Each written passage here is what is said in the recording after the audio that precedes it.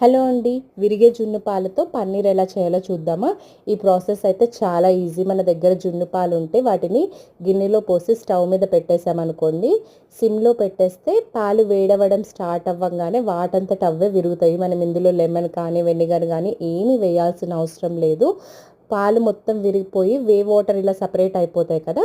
అప్పుడు stove off చేసేసి మనం స్ట్రెయిన్ చేసుకోవాలి. ఇందులో వచ్చిన వాటర్ కూడా మనం పారపోయకూడదు. అందులో చాలా ప్రోటీన్ ఉంటది. సో, అవి మనం ఫ్రిడ్జ్‌లో పెడితే 1 వీక్ వరకు వాడుకోవచ్చు.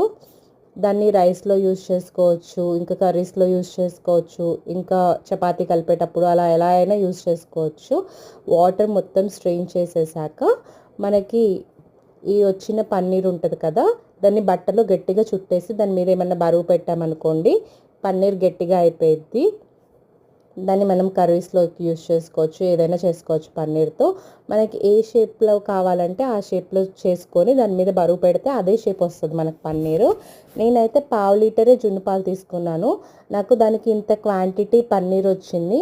మనం నార్మల్ పాలతో పన్నీర్ చేసుకుంటాం కదా! దానికంటే కూడా ఇలా జున్ను పాలతో పన్నీర్ చేసుకున్నామనుకోండి క్వాంటిటీ ఎక్కువొస్తది. ఒకసారి మీ దగ్గర జున్ను పాలుంటే ఒకసారి ట్రై చేయండి.